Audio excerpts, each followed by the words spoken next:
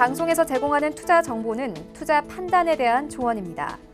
방송에서 제공하는 주식의 가치, 가격 상승 및 가격 하락에 대해서는 방송사에서 보장하지 않습니다. 네, 시청자 여러분 안녕하십니까? 어제 우리 증시부터 간밤 글로벌 증시는 급락했습니다. 선물 옵션 동시 만기일이었던 어제 코스피 시장에서 기관은 1조 원 넘게 던졌고요. 외국인은 1,200억 원 넘게 순매도했습니다. 최근 가파른 상승으로 시장이 숨고르기에 들어간 가운데 아시아 증시 전반적으로 어제 시장 하락하며 거래를 마쳤습니다.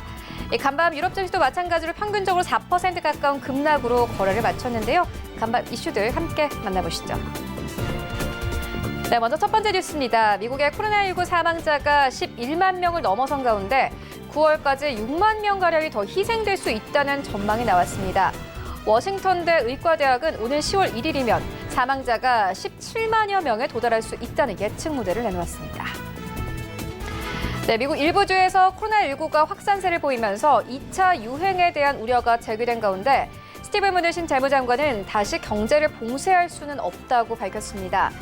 무누신 장관은 현지 시간 11일 경제를 셧다운하면 더 큰 피해를 만들어낸다는 것을 깨달았다고 생각한다고 말했습니다. 네, 코로나19 재유행 우려로 국제 유가가 폭락했습니다. 수요 위축에 대한 우려로 뉴욕 상하거래소에서 7월물 WTI는 배럴당 8.2% 급락한 36.34달러에 거래를 마쳤습니다.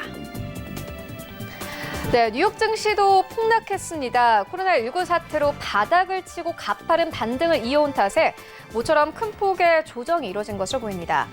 다우존스 지수는 6.9% 급락하며 지난 3월 이후로 최대의 낙폭을 보였고 나스닥 지수는 하루 만에 1만 고지를 내주었습니다. 자세한 글로벌 마감 시황 만나보시죠.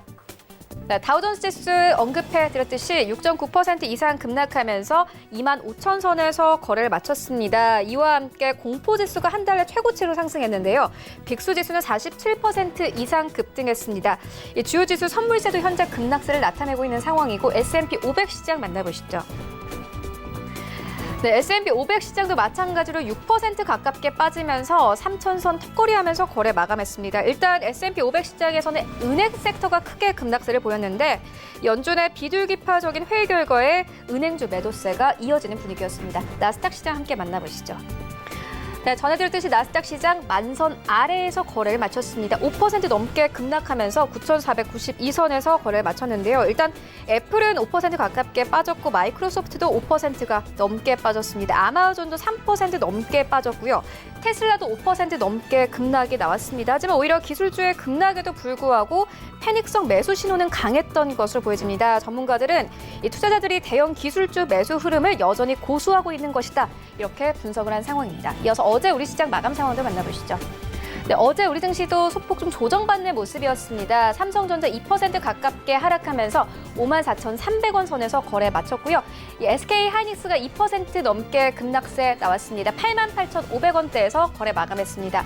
삼성바이오로직스 어제 다시 한번 6% 이상 급등하면서 신고가 경신했습니다. 74만 7천원대까지 올라가면서 어제 시장 거래 마쳤는데 특히나 어제 시장에서는 대부분의 종목들이 하락한 가운데 바이오 종목들이 크게 오르는 모습이었습니다. 역시나 삼성바이오로직스 74만 7천원대까지 올라가면서 거래 마감했습니다. 6위부터 10위까지도 만나보시죠. 네, 셀트리온 계열도 어제 급등이었죠. 셀트리온 7% 이상 급등하면서 28만 8천원대까지 올라왔고요. LG화학도 마찬가지로 5% 이상 급등했습니다. 전날 테슬라가 $1,000 위에서 거래를 마감하면서 어제 우리 시장에서 2차 전지 관련 종목들이 크게 올랐습니다. 삼성 SDI는 0.6%의 상승세로 거래 마감했습니다. 카카오 여전히 10위권 지켜내고 있는데 1% 넘게 급등하면서 26만 5천원대까지 올라가는 모습 보였습니다. 코스닥 시장으로 함께 가보시죠.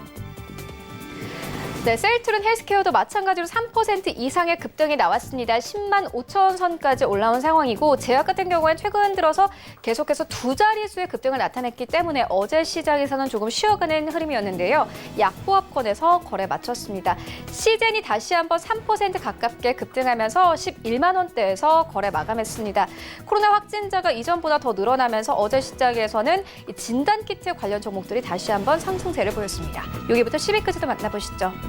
네, 6위부터 10위까지 펄어비스 다시 한번 4% 가깝게 급등했습니다. 신작에 대한 기대감이 있는 상황이고 20만 8,200원대까지 올라왔고요. 에코프로비엠 역시나 3% 가까운 상승세 보였습니다. 12만 4천원대까지 올라갔는데 역시나 언급해드렸던 대로 전날에 뉴욕 증시에서 테슬라가 $1,000 선 위에서 거래 마감하면서 어제 코스닥 시장에서도 2차 전지 관련 종목들 대부분 빨간불 켜내면서 거래 마감했습니다. 반면 KMW, CJ ENM은 하락세 나왔고 스튜디오 드래곤도 0.36%의 약보합권에서 거래 마감했습니다. 네, 코인 함께 만나보시죠. 네, 어제 이 비트코인은 1,200만 원대에서 거래가 됐는데 오늘은 소폭 하락하면서 1,100만 원대에서 거래되고 있는 상황이고요. 샌비트 타임존 1% 이상의 상승세로 흘러가고 있습니다. 네, 대부분의 종목들이 하락하는 가운데 오미가세부터 에메랄드, 이더까지 모두 파란불 켜내면서 현재 시장 거래되고 있습니다. 네, 리플 함께 보시면 2% 이상의 급락세로 흘러가고 있고 라이트코인도 마찬가지입니다. 3% 가까운 하락세 나타내고 있고 이오스도 3% 넘는 하락세, 모네로도 2% 넘게 하락하고 있습니다. 출발 증시 와이드 지금 출발합니다.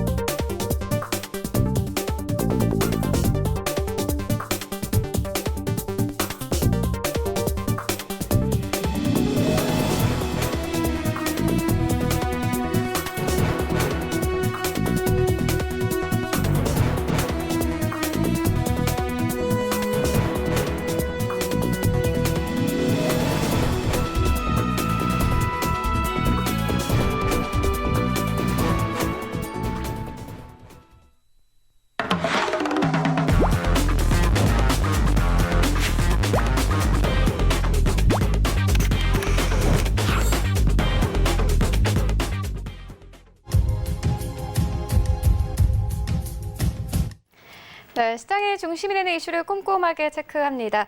라이브 이슈 타임인데요. 펠리즈 투자리서치 김민수 대표 전화 연결되어 있습니다. 안녕하십니까? 네, 안녕하십니까? 네, 대표님, 간밤에 시장이 좀 크게 폭락했습니다. 일단 다우존스 지수도 3월 이후로 최대 낙폭을 보였고 어제 우리 증시도 소폭이나마 좀 조정받는 모습이었는데요. 시장 분위기 전체적으로 어떻게 보고 계십니까? 네, 분위기도 중요하겠지만 액션이 어떻게 들어가느냐가 또 중요하겠죠. 혹시 앵커님, 만약에 지금 오늘 같은 미국 시장의 분위기 쪽에서 내가 현금을 하나도 없이 주식만 100% 갖고 있다라고 하는 투자자분들한테 어떻게 조언을 드리시겠습니까? 글쎄요, 버텨야 되지 않을까요? 아, 버텨야 된다고요? 네. 네. 그냥 비 오는데 그냥 맞자, 뭐 이런 상황으로 물론 예 좋은 전략이고 뭐 괜찮습니다. 지금 같은 분위기 쪽에서 뭐 지나가면 또 괜찮겠지라고 할 수 있는 상황들인데 100% 현금이라고 하게 되면 조금 전략적인 변화는 가져가야 되지 않을까라는 생각도 살짝 해보게 되는 시장이라고 보여지고 있는데요. 일단 지금 뭐 내용들은 아침에 뉴스 나와서 아침에 일어나고 보니까 깜짝 놀라서 여러 가지 뉴스 많이 보셨을 겁니다. 근데 핵심은 별 내용이 없습니다. 왜 하락했는지에 대한 분명한 이유도 없고 특별히 뭐 어떤 악재가 돌발 악재가 나와서 시장을 짓누른 것도 아닙니다.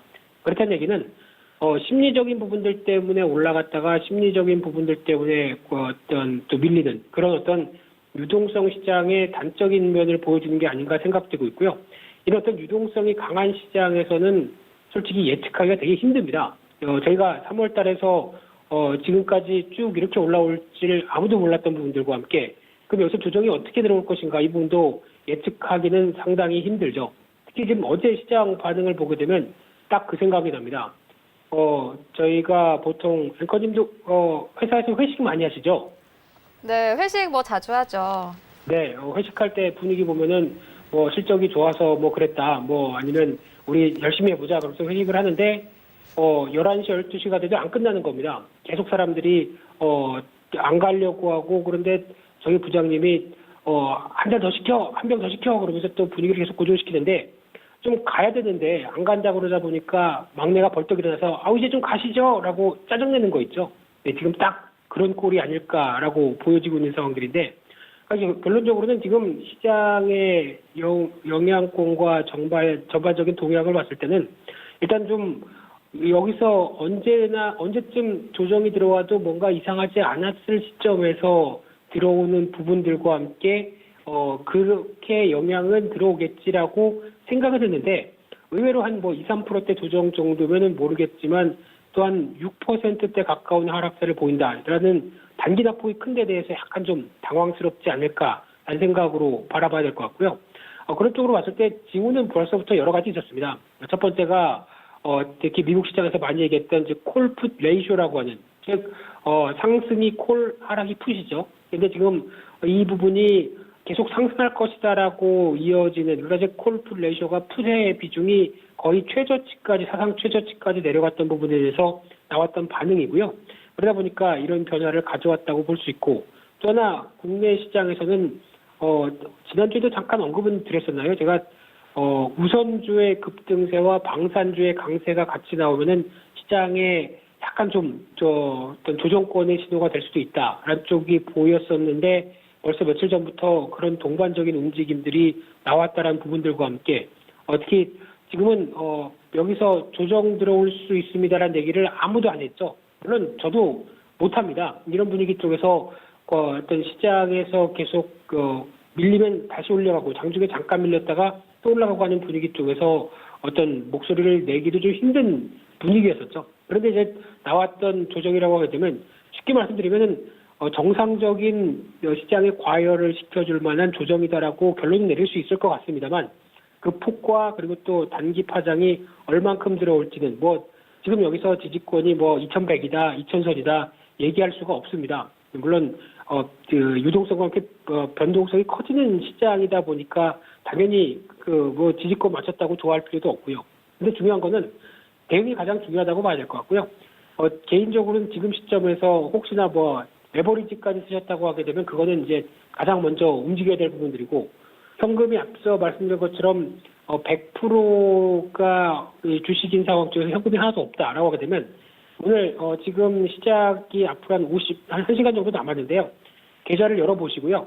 계좌 중에서 그래도 그나마 좀 찜찜한 종목 그리고 특히 최근에 샀는데 좀 갈 듯 말 듯해서 좀 고민이었다라고 하는 종목들 같은 경우는 일단 정리해서 현금 놔두시는 게 좋을 것 같습니다. 그나마 그래서 이를 통해서 오히려 조금 더 좀 시장에서 어떤 실적이나 아니면 성장성이나 이런 쪽에서 그나마 보고 있었던 한 번쯤 사보고 싶었던 종목들을 다시 베팅하기 위해서 현금을 만들어두는 게 좋겠다라고 말씀을 드리고 싶고요.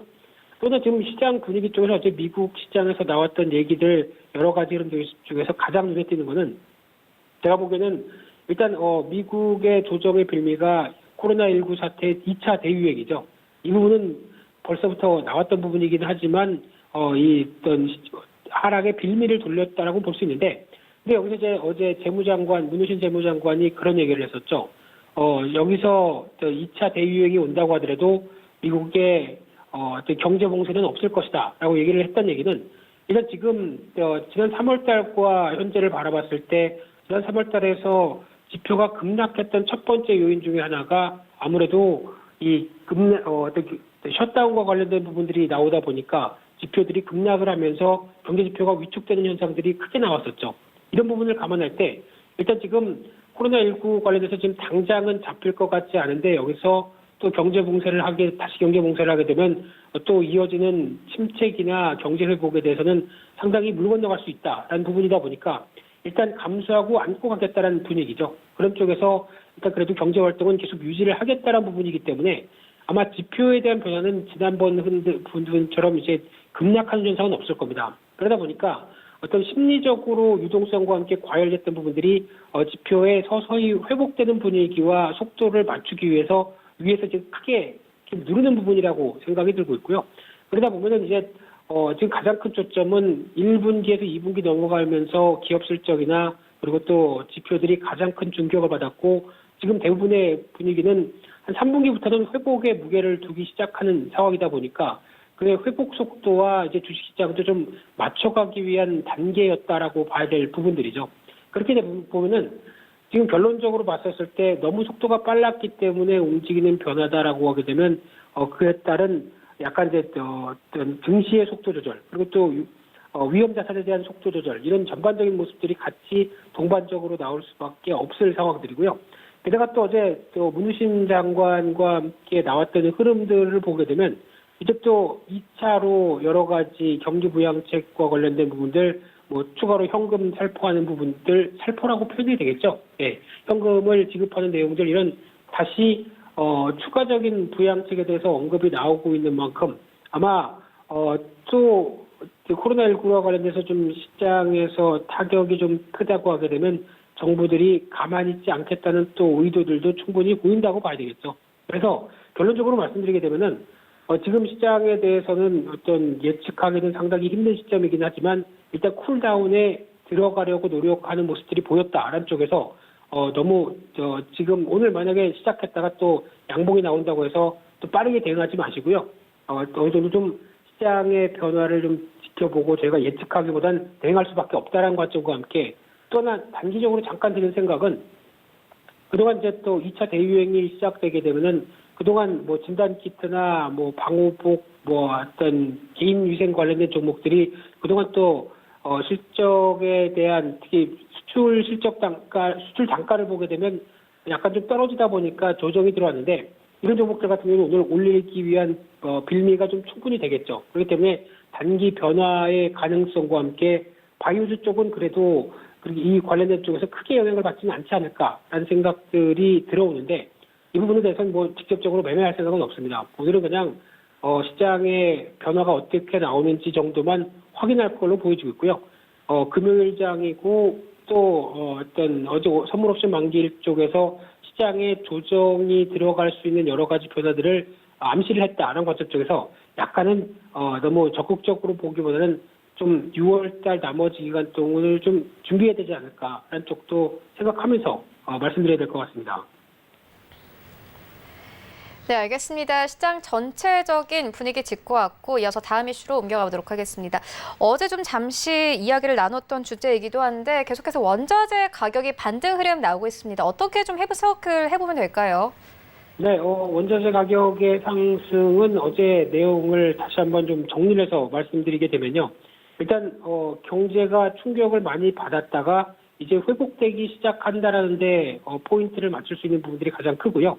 또 하나 그중에서 중요한 부분들이 회복이 되기 시작하는데 회복 속도가 미미하고 더디다, 충격을 너무 심하게 받았다라고 하게 되면 글로벌 정부들이 가만히 있지 않죠. 네, 특히 돈을 쏟아붓는 현상이 나오게 되겠죠. 그래서 글로벌 정부의 경기 부양책이 SOC 투자와 같은 쪽에서 보게 되면 지금 기준으로는 거의 우리나라 돈으로 4천조 원 가까이도 얘기가 나오는 다 대충 합치게 되면 그 정도까지 되지 않을까라고 생각되고 있는데 이 규모를 보게 되면은 글로벌 시가총액 1위 종목이 애플이죠. 애플의 시가총액에 거의 뭐 지금 한 3배 정도 되나요? 3-4배 정도 될까요? 이 정도로 들어오고 있는 상황이다 보니까 상당히 좀 큰 그림이라고 봐야 될 것 같고요. 게다가 또 기조가 달러와 약세입니다. 원자재 가격의 강세 분위기를 받았을 수 있는 상황들인데 오늘은 다시 달러가 강세로 갔지만은 기조 자체가 약세 쪽으로 갔던 기반이었었고요. 게다가 또 전반적으로 봤을 때 최악의 지표 이후에 이제 뭔가 그 SOC 투자 같은 경우에 가장 큰 어떤 정부의 입장 쪽에서 가장 큰 효과적인 경기 부양책이라는 얘기는 일단 실업률을 떨어뜨릴 수 있고요. 그리고 또 고용을 창출할 수 있는 가장 단편적이고 직접적인 효과입니다. 그렇게 되면은 고용이 살아나기 시작하게 되면 다시 이에 따라서 가계가 회복되기 시작하면서 소비가 늘어나기 시작하겠죠. 이런 어떤 눈에 바로 보일 수 있는 가시적인 효과를 기대한다라고 하게 되면 글로벌 정부들이 중국도 마찬가지겠지만 미국도 이를 신경 쓸 수밖에 없는 게 미국의 또 트럼프의 대선과 연결될 수 있는 부분이기 때문에 다시 계속 드라이브를 걸 수밖에 없다고 생각되고 있는데 그러다 보니까 이제 최근에 유가도 강했었고, 뭐 구리, 철광석 이런 가격들이 다 반등세를 보이면서 이를 미리 반증했다고 봐야 될 것 같고요. 게다가 이제 중국의 굴삭기 판매도 최근 들어서 급증했다라는 얘기는 일단 SOC 투자 쪽에서 중국이 손보기 시작하다 보니까 당연히 이런 변화가 나왔다고 봐야 될 것 같고요. 그러다 보니까 지금 이제 가장 중요한 부분들은 이런 흐름이 나오다 보니까 소재에 관련된 대표적으로 철광석 같은 경우도 이 철광석 가격이 올라가다 보니까 철강주도 올라갈 수 있는 분위기를 만드는데 가장 중요한 거는 가격을 전가시킬 수 있어야 되겠죠. 그러니까 즉 철광석이 올라가면서 같이 팔 때도 올라간 부분까지 같이 팔 수 있는 기회가 되면은 철광주에 대해서도 가장 기회 요인입니다. 근데 지금은 아직 그 수요가 강하게 살아나지 않다 보니까 아무래도 원가가 올라가서 비싸게 팔고 싶은데 우리 이번에 안 되겠어. 우리 좀 봐줘라라고 하는 거래업체 수요자들의 얘기가 나오게 되면 또 올릴래 올릴 수도 없죠. 약간 딜레마죠. 지금 최근 들어서도 보니까 이제 조선 관련 쪽이나 뭐 냉연, 강연 모두 다 협상은 진행 중이라고 얘기는 합니다만 그 강하게 이를 반영하면서 올리기는 지금 좀 어렵지 않을까라는 쪽이 있기 때문에 일단은 좀 더 지켜봐야 될 것 같고요. 그러다 보니까 가장 직접적인 수혜를 받을 수 있는 쪽은 그래도 SOC 투자한다. 그럼 투자할 때 뭐가 필요하느냐라고 했을 때 중장비, 건설기계, 그리고 또 건자재, 건설 뭐 이런 쪽까지 연결을 끼칠 수가 있다고 보여지고 있는데 여기서 중요한 핵심은 우리나라는 SOC 투자를 확대하면서 토목 건축에 대해서 기대감을 낮추는 정책들이 나오죠. 그러다 보니까 국내 쪽에 매출 기여가 있는 회사 말고 해외에 특히 미국, 중국, 인도 이런 쪽으로 기회가 있는 종목들을 찾는 게 더 좋겠다는 관점 쪽에서 다시 한번 말씀드리게 되면 뭐 굴삭기 관련된 종목들이 당연히 포함이 될 걸로 보여지고 있고요. 얘가 또 어떤 중장비 부품 관련된 쪽의 종목들, 얘가 또 이번에 이런 원자재 가격이 살아나기 시작하게 되면 가장 같이 동행해서 움직이는 게 BDI라고 하는 지수입니다. 그래서 지금 벌써 BDI 발틱 해운 지수 같은 경우와 마찬가지로 또 저점에서 올라오기 시작하는 모습들이 확인되기 시작하죠. 그러다 보니까 해운주도 이래 편승할 가능성이 높다는 관점인데 가장 먼저는 과거에 현대상선이라고 하는 HMM이 먼저 움직였고요. 그중에 이제 어제 같은 경우도 보다 보면은 대한해운도 일단 약간 움찔움찔하려고 하는 모습들은 보이는데 아직 시장에 자신감이 크지 않다 보니까 탄력들은 좀 제한적인데 아마 지금 이 기조가 그대로 잡히기 시작한다라고 하게 되면 이런 종목들도 관심은 필요할 상황이라고 보여지고 있고요.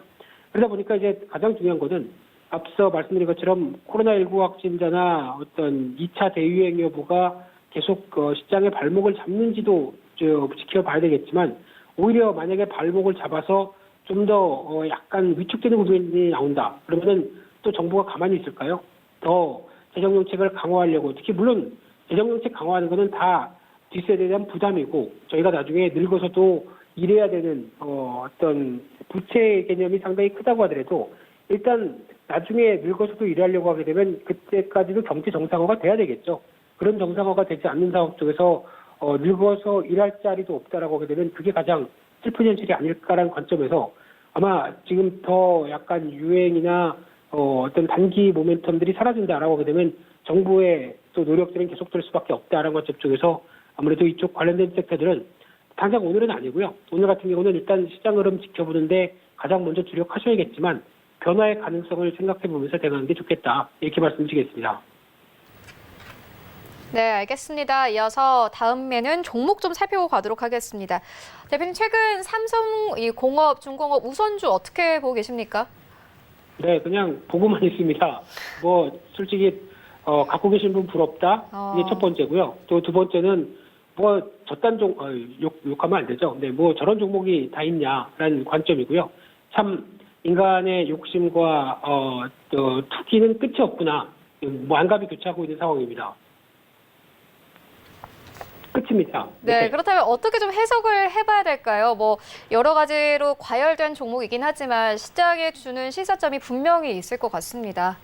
네, 딱 한 가지만 말씀드리겠습니다. 혹시 우선주에 관심 있고 매매하시는 분들 같은 경우는 일단 잘 팔 자신 없으면 사지 말라라고 말씀드리고 싶고요. 특히 보통 보면은 그렇죠. 이제 주가가 계속 강하게 간다 그러면은 처음에는 주가가 뭐 하루 이틀 강했을 때는 뭐 그런가 보다라고 지냈는데 3일 정도까지 강하면은 사람이 이제 마음이 동합니다. 혹시 저거 지금이라도 샀다가 내일 판다고 하더라도 내일 상한가 가면은 30%인데 그러다 보니까 슬며시 마우스에 손이 가기 시작하고요. 나도 모르게 그냥 갑자기 매수를 확 눌러버리는 그런 현상이 나오죠. 그러다 보면은 일단 매수가 체결되고 주가가 계속 가다 보니까 기분이 좋죠. 그 다음 날도 상한가입니다. 역시 난 주식 잘해라고 생각하고 있는데 갑자기 아무런 변화도 없이 상한가 잔량이 뭐 한 5만 주 정도 있었는데 갑자기 없어지고 가격대가 플러스 30%에서 플러스 12%대로 확 내려옵니다. 그러면 이제 또 당황하기 시작하죠. 그래 아직 플러스권인데 뭐라고 생각하는데 잠시 뒤에 그게 마이너스까지 쭉 떨어지기 시작하면서 어제 산 단가 이하로도 훨씬 내려오기 시작하죠. 그런데 더 중요한 거는 팔 때 보면은 내가 샀던 물량이 뭐 만약에 많이 안 샀다고 생각해서 100주를 샀는데 사자호가에 10주, 5주, 1주 이런 식으로 쭉 이어 있고 내가 팔기 위해서는 호가 저 밑에까지 던져야 되는 시장가로 매도해야 되는 현상이 나옵니다. 그럼 그때부터는 패닉이 나오죠. 이런 현상이 나올 수 있는 가장 대표적인 게 우선주입니다. 너무 직설적으로 말씀드려서 죄송합니다만 매매해본 과거에 저도 잘 몰랐을 때 매매해왔던 패턴이 그렇습니다. 그렇게 되면은 이랬을 때는 일단 내가 매수한 단가보다 일단 또 빠지니까 정리해야지라고 하는 마음이 크다 보면은 당연히 손실을 크게 해서 또 매도할 수밖에 없습니다. 그러다 보니까 지금 우선주의 현상은 시가총액 작고 유통 주식수 작고 거기다가 시세 조정하기 좋은 종목들이고 거기다 시장이 좀 이렇게 강하다 보니까 이럴 틈타서 움직이는 약간 투기적인 욕심이 더 컸다라고 보는 게 맞다고 봐야 될 것 같고요. 그런 쪽에서 지금 차라리 내가 지금 여기 사서 더 어떤 수익을 더 크게 내보겠다는 마음보다는 일단 나는 내가 아는 종목, 내가 좀 더 대응할 수 있는 그리고 잘 딜링하고 잘 팔 수 있는 종목에 집중하겠다 하게 되면 거기가 더 포인트를 맞추면 좋겠습니다. 일단 그냥 보지 말자 이렇게 말씀드리겠습니다. 네, 알겠습니다. 지금까지 펠리즈 투자인리서치 김민수 대표와 함께했습니다. 고맙습니다. 네, 감사합니다.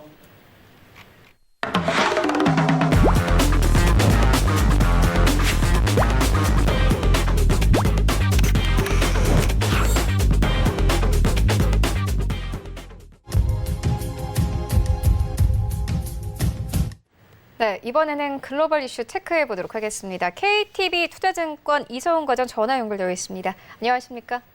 네, 안녕하십니까? 네, 최근 이 중국이 항공기 판매를 늘리는 방식으로 불황 타기를 시도하고 있다는 뉴스 나왔는데 자세한 내용 좀 짚어봐 주시죠. 네, 우선 코로나 충격이 계속 되고 있는 상황에서 모든 글로벌로 봤을 때도 이 항공사들에 대한 부분은 항상 그 문제가 되고 있는 경기 전망에 대해서 문제가 되고 있는 상황인데요. 이런 상황에서 중국이 자국산 항공기 판매를 늘린다는 그런 보도가 나왔습니다.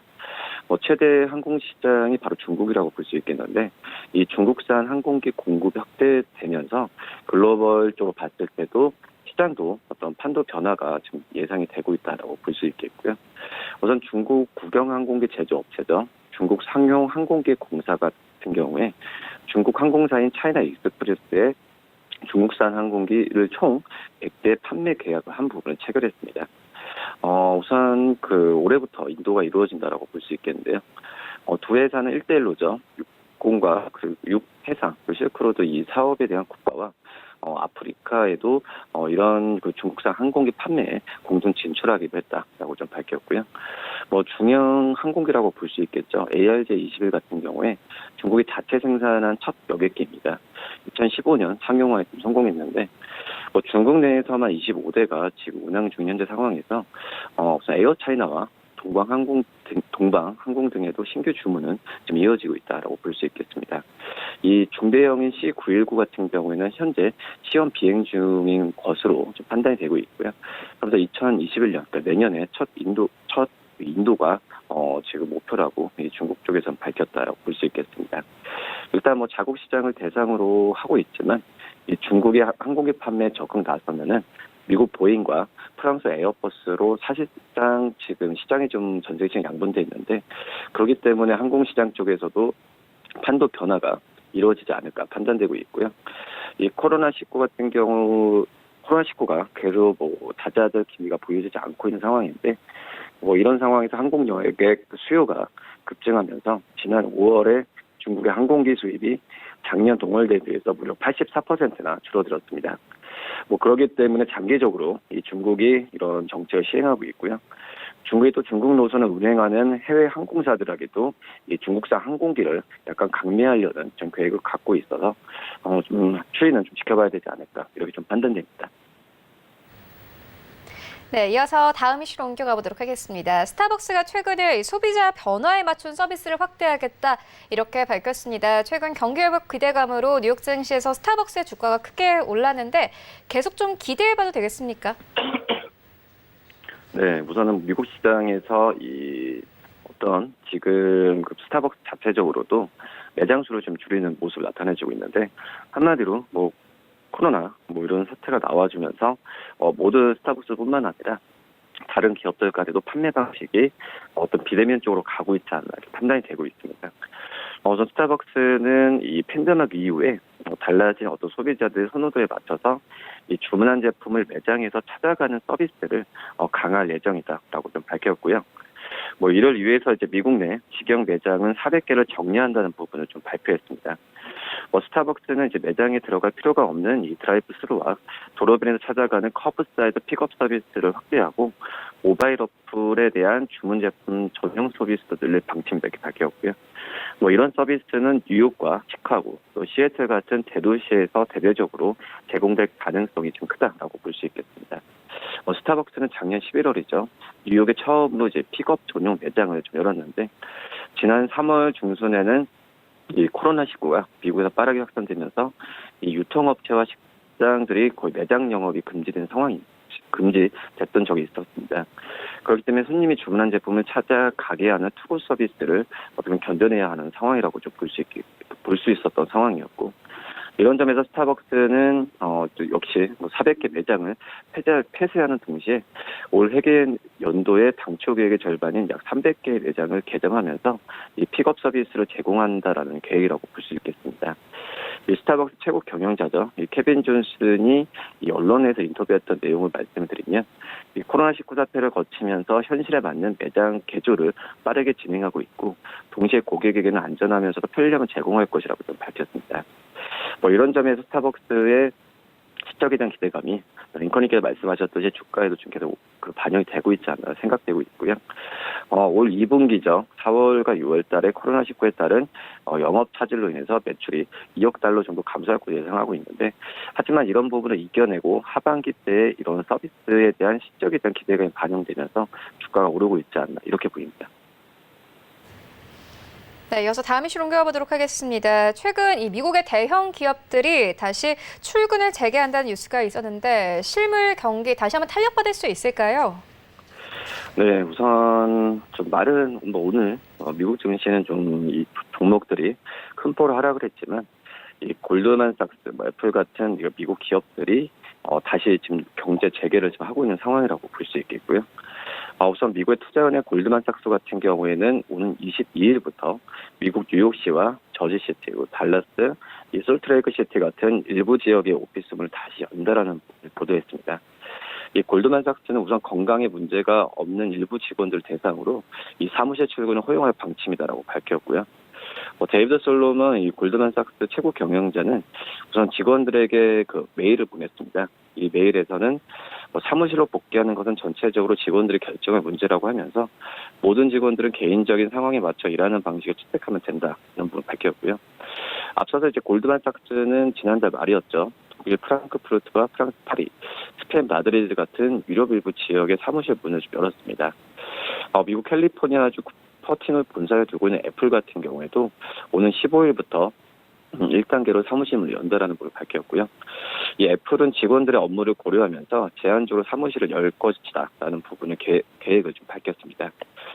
이에 앞서서 구글 같은 경우에도 지난 6일부터 단계적으로 사무실을 열기 시작하고 있는 상황인데요.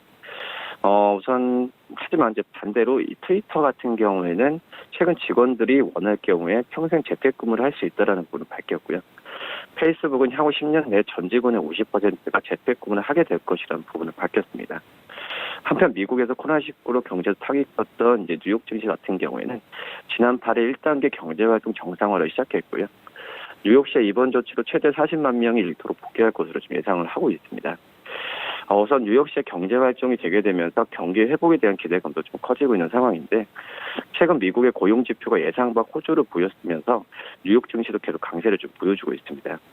특히 애플, 구글, 또 아마존, MS 이런 정보기술 기업들이 연이 신고가를 지금 현재 경신을 하고 있는 지금 모습 보여주고 있는데 IT 주들의 상승세가 이제 나스닥 지수도 일반선을 돌파하게 하는 그런 원동력이지 않나 판단되고 있고 역시 경기 기대감, 주가는 선반영 상품이죠. 기대감이 계속 뉴욕 증시의 상승세를 이끌었다라고 볼 수 있겠고 오늘 좀 하락하는 폭은 좀 급락하는 폭이 나왔는데 어떤 숨고르기 장세로 좀 약간 들어갈 가능성도 좀 보여주고 있다라고 판단됩니다. 네, 알겠습니다. 이어서 다음 이슈로 옮겨가 보도록 하겠습니다. 세계에서 임대료가 가장 높은 곳 중 하나가 바로 홍콩입니다. 그런데 최근에 홍콩이 이 시위 사태로 인해서 공실률이 10년 내 최고치다 이런 보도가 나왔는데 자세한 상황이 어떻습니까? 네, 우선 작년부터 이어지고 있죠. 이 시위 사태, 그리고 이 홍콩 보안법에 대한 우려, 또 이제 코로나19 확산 사태에 따라서 이 경제난 등이 좀 겹쳐지는 현재 상황으로 가고 있는데요. 지난 5월말 현재 봤을 때, 지난 5월만 봤을 때도 홍콩에서 110만 명 피트의 사무용 공간이 비어있는 그런 부분이 말을 하면서 홍콩 랜드마크는 HSBC 본점의 빌딩 전체 면적에 해당하는 면적이라고 지금 보도를 하고 있습니다. 우선 홍콩의 공실률은 지금 8.5%로 2009년 12월 이후에 지금 가장 높다라고 볼 수 있겠고요.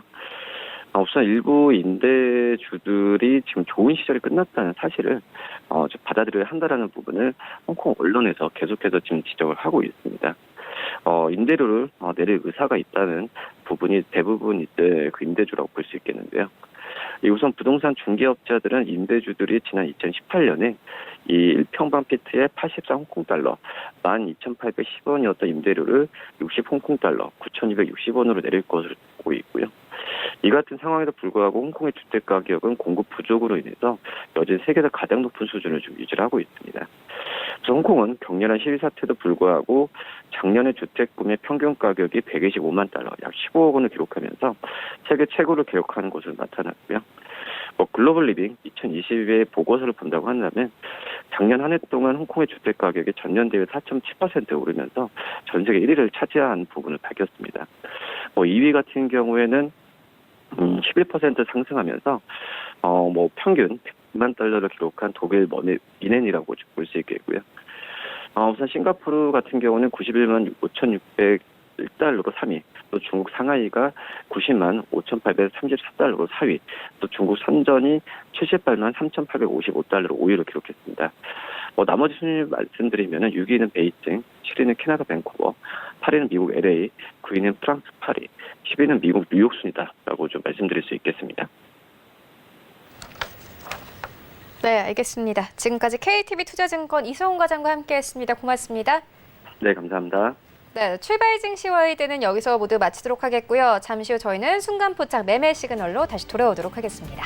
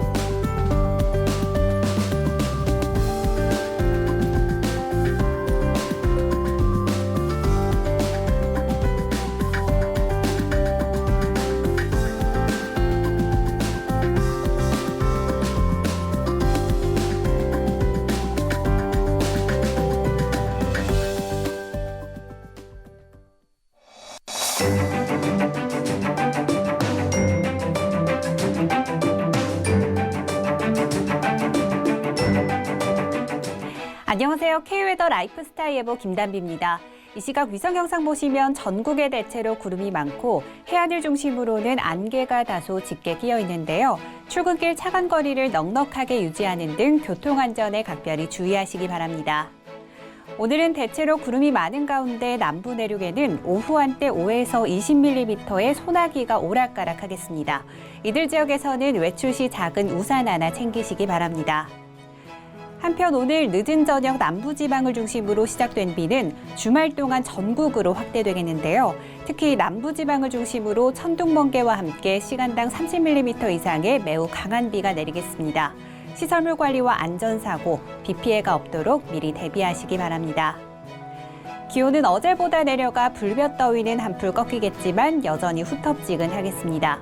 서울의 낮 기온 30도, 대전과 강릉 27도, 대구와 광주는 29도를 보이겠습니다. 오늘은 중국 남부지방에서 다가오는 저기압의 영향을 받겠습니다. 다음은 자세한 지역별 날씨입니다.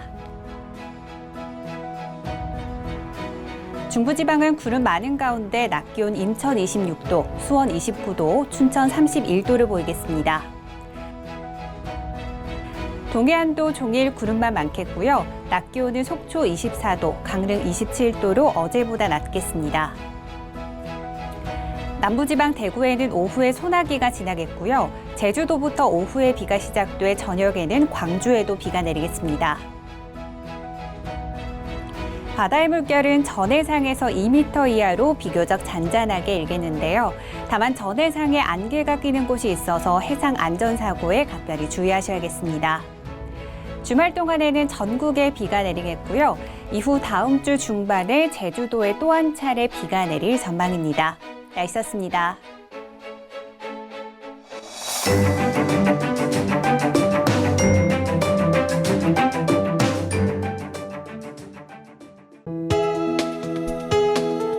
본 방송에서 제공하는 투자 정보는 투자 판단에 대한 조언입니다. 방송에서 제공하는 주식의 가치, 가격 상승 및 가격 하락에 대해서는 방송사에서 보장하지 않습니다.